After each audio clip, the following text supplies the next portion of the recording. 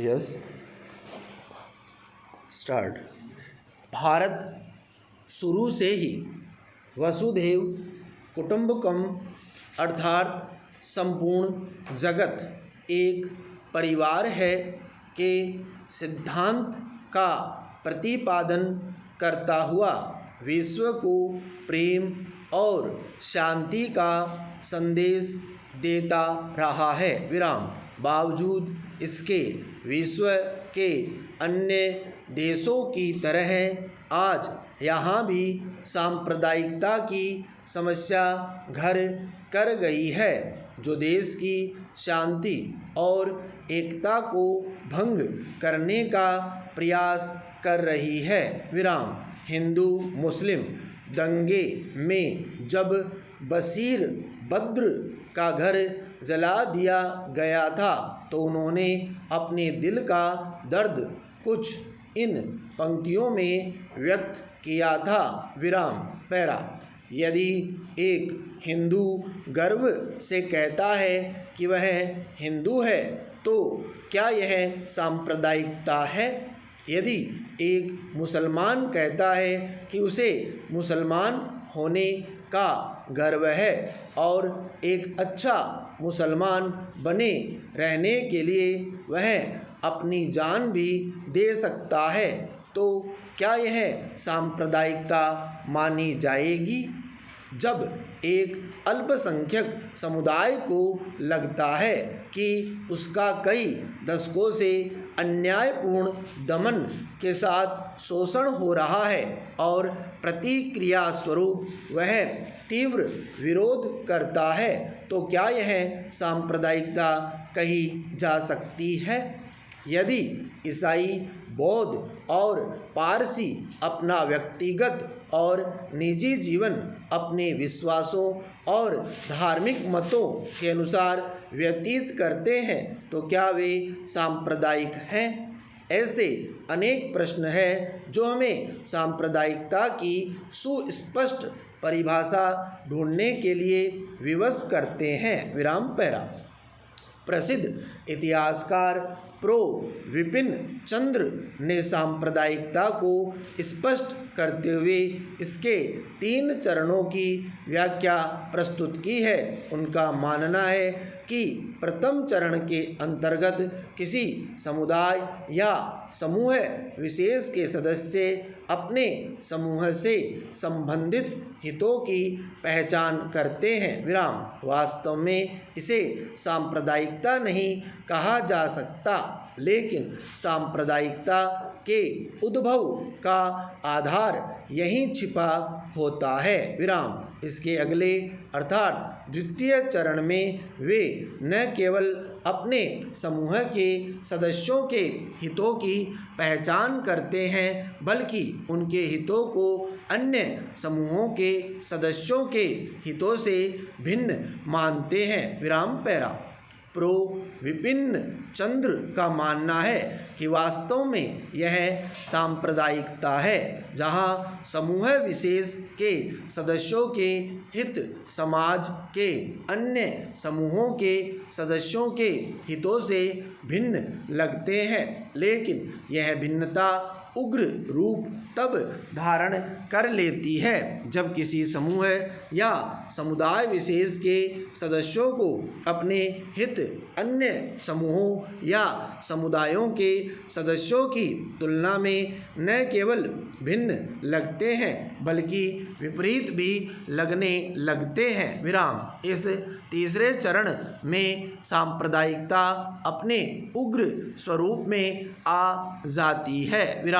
समूह या समुदाय विशेष के सदस्यों को समाज के अन्य सदस्यों के हित विरोधी लगते हैं। विराम। यही हितों का संघर्ष प्रारंभ होता है जो समूहों या समुदायों के आपसी संघर्ष में परिवर्तित हो जाता है। विराम। पैरा।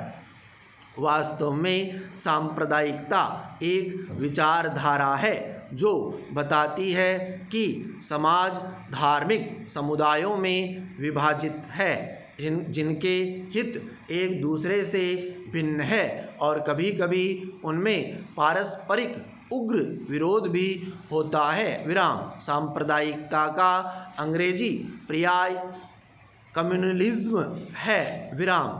कम्युनलिज्म अपने मूल कम्यून से उत्पन्न हुआ है, जिसका शाब्दिक अर्थ मिलजुल कर भाईचारे के साथ रहना है।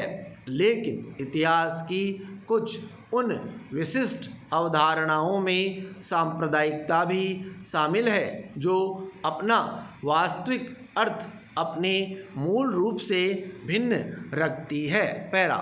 सांप्रदायिकता की विचारधारा मूलतः धार्मिकता से जुड़ी होती है। विराम। धर्म के साथ मेल करके ही सांप्रदायिकता की विचारधारा पल्लवित होती है। विराम। सांप्रदायिक व्यक्तित्व वे होते हैं जो राजनीति को धर्म के माध्यम से चलाते हैं। विराम। सांप्रदायिक व्यक्ति धार्मिक नहीं होता, बल्कि वह एक ऐसा व्यक्ति होता है जो राजनीति को धर्म से जोड़कर राजनीति रूपी शतरंज की चाल खेलता है। विराम। उसके लिए धर्म एवं ईश्वर केवल उपकरण मात्र है, जिनका उपयोग वह समाज में विलासितापूर्ण जीवन जीने एवं व्यक्तिगत लक्ष्यों की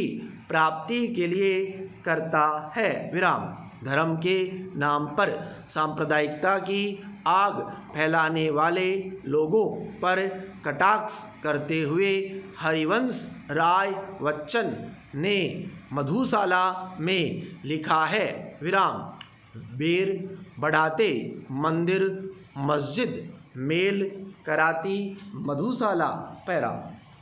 भारत पर विदेशी मुसलमानों के आक्रमण लगभग 10वीं शताब्दी में प्रारंभ हो गए थे, परंतु महमूद गजनवी और मुहम्मद गोरी जैसे मुस्लिम आक्रमणकारी धार्मिक आधिपत्य स्थापित करने की अपेक्षा आर्थिक संसाधनों को लूटने में अधिक रुचि रखते थे। विराम। कुतुबुद्दीन ऐबक के आगमन एवं उसके दिल्ली का पहला शासक बनने के बाद इस्लाम धर्म ने भारत में अपने पैर जमाए। विराम। इसके पश्चात मुगलों ने अपने साम्राज्य को संगठित करने की प्रक्रिया में इस्लाम को मुख्य हथियार बनाते हुए धर्म परिवर्तन के प्रयत्न किए तथा हिंदू और मुस्लिम समुदायों के बीच सांप्रदायिक झगड़ों को भड़काने का प्रयास किया। विराम। पैरा।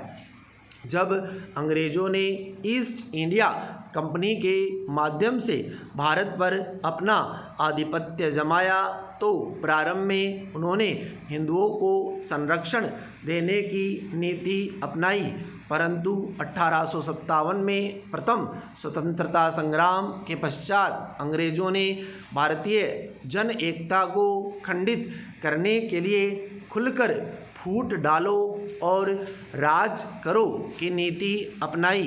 फलस्वरूप झगड़ों को अत्यधिक प्रोत्साहन मिला। विराम।